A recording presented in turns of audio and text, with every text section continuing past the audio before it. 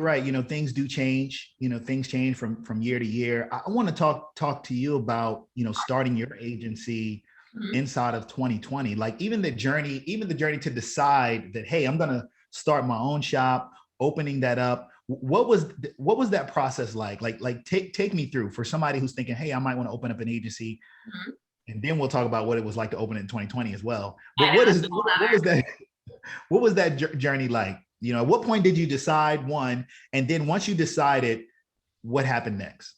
Yeah. So what was the impetus was that I wanted to have my own insurance agency, right? I wasn't quite sure what that would look like or what that would entail. So I started reaching out to different carriers to provide a contract, right?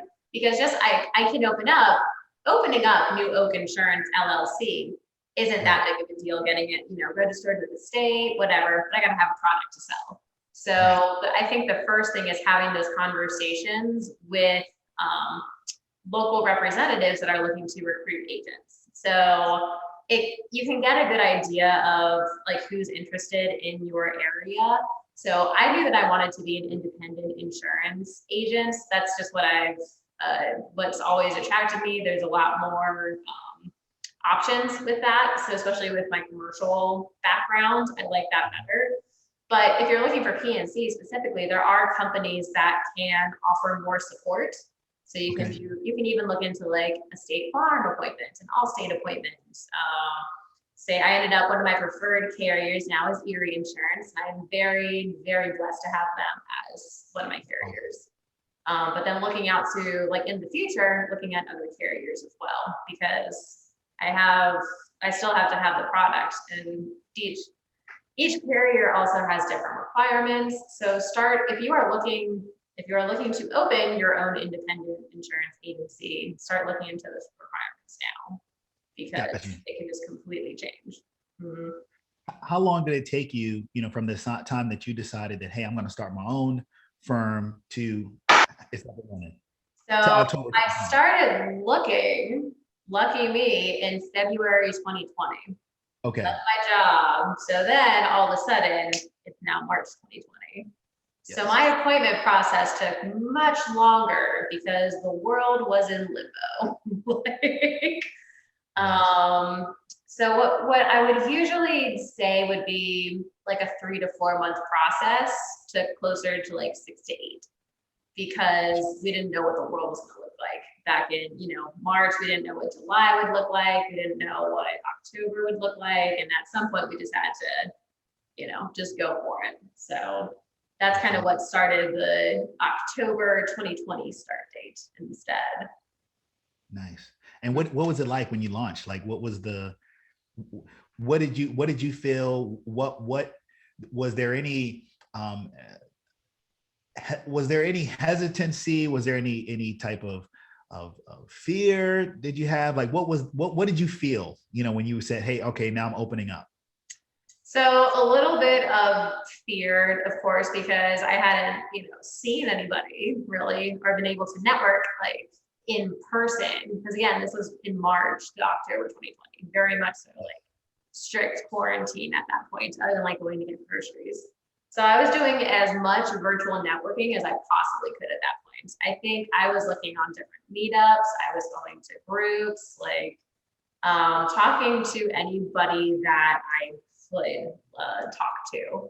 So that was a really good experience. It was excitement because I've been wanting to open up my agency for so long. I was just like, you know what, hell or high water, we're just going for it. So we're gonna make it happen.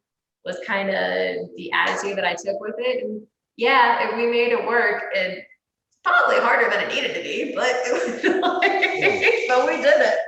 So Every time, we met not that long ago. no. And every time that, I've seen you, whether it was in virtual, because I think the first time I saw you was in a virtual networking Oh, environment, fine. Okay. then we met in person.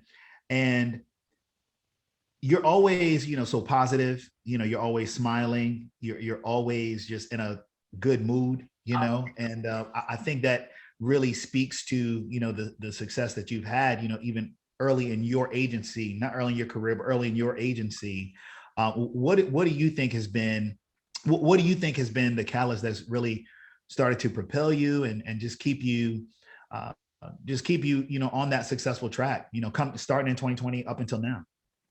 Well, I think that for me, a turning point or a really good thing was in April. So having those connections that I've been building virtually since October, even July 2020, I started saying, Yes. hey, I'm going to open an insurance agency soon, trying to get everything, like all the word out there. But then just the catalyst was kind of meeting people in person, because I had been virtually networking with these people for goodness, 6, 8 months at that point.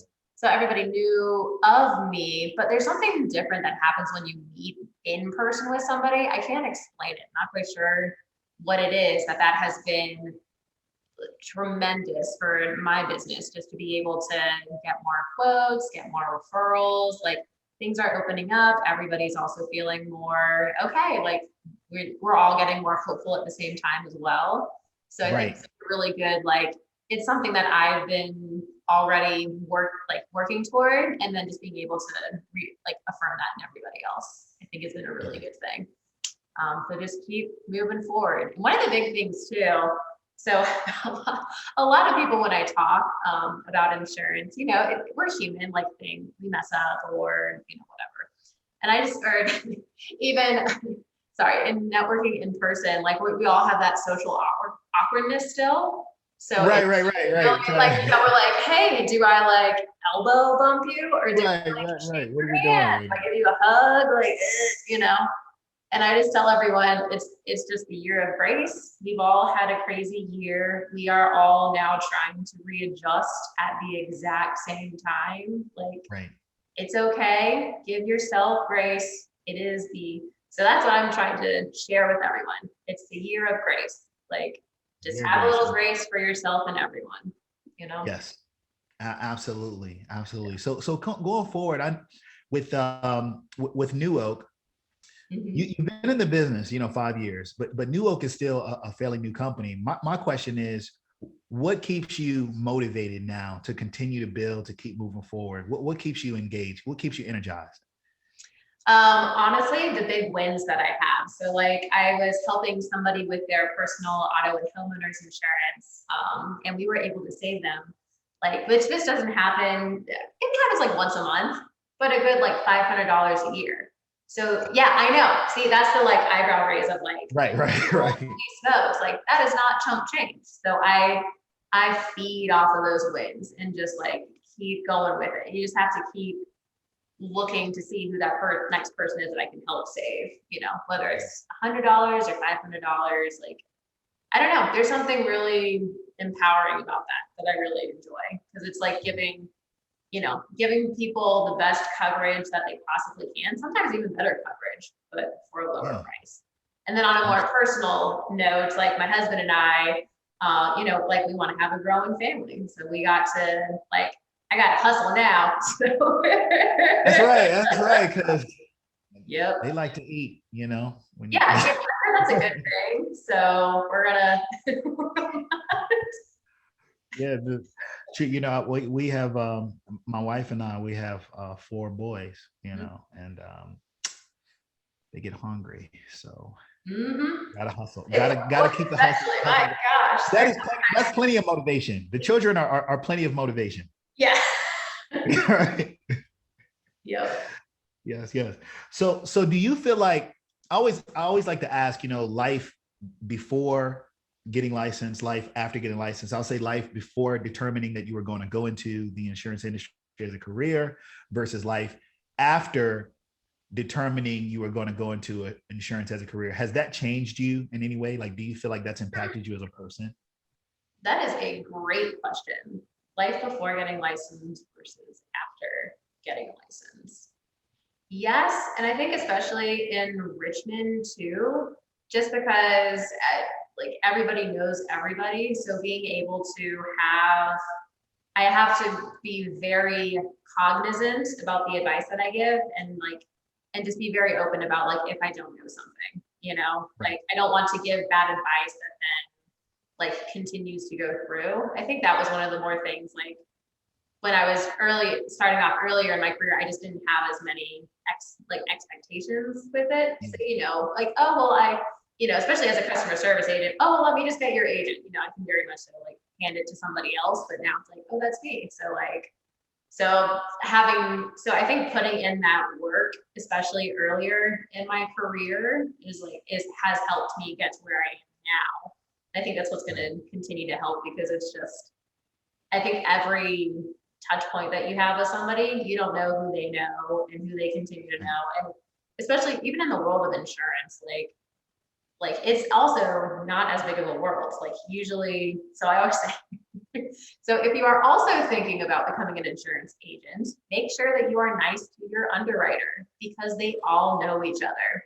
Yes. So that's just like a tip. That's on life and health side too. You got to take care of the underwriting department. Make sure you sweet to them. Yeah. Yes. Like, well, A, be nice, because they have like 20 other agents that all need something right now, just like you do. B, if you like lie to them, everybody's going to know. So just don't do it. Be honest and like, don't lie. Like I've seen, don't do it. It's not a good thing. I've seen other people do it and it is not pretty. And they come back to you like that. It doesn't take long. I usually find that people who aren't integrous and, they don't keep their business, above board, they usually don't last that long in this business, because it's not easy to last a long time, especially, in an area and in an industry where people are so connected. I mean, there's only, if you're PNC, there's only a certain amount of carriers that you're going to work with, that are top rated. If you're in the life and health side, there's only a certain amount of carriers that you're going to work with, that are top rated. Different companies, whether it be the direct to the carrier, or whether it be a general agent, that you're working under, they all have relationships, and even more so, your own personal reputation inside of your community too, right? So those things are important, and then you gotta look yourself in the mirror every day as well, right? Mm-hmm. Exactly. Well, and the funny thing may be like one, talking about like networking opportunities, right? Like you may not be talking to the person that's working for the company you don't necessarily want an introduction with right now, that they might change and go to a different company in like 2 or 3 years. So I think that's more like, especially if you're going to make it a career, like don't look at it just right now, look at it in the future too, because you don't know. Like, I think maybe that's also a bit of a tangent toward like investing in good people too. So like, that's why I enjoy having conversations with you, because like, I know you're somebody with integrity, and why I've, tried to refer business to you as well. Like, want to keep that relationship going. Because it's like, I would much rather be connected with good people, and then we'll just like just keep it like that, right? No, I agree.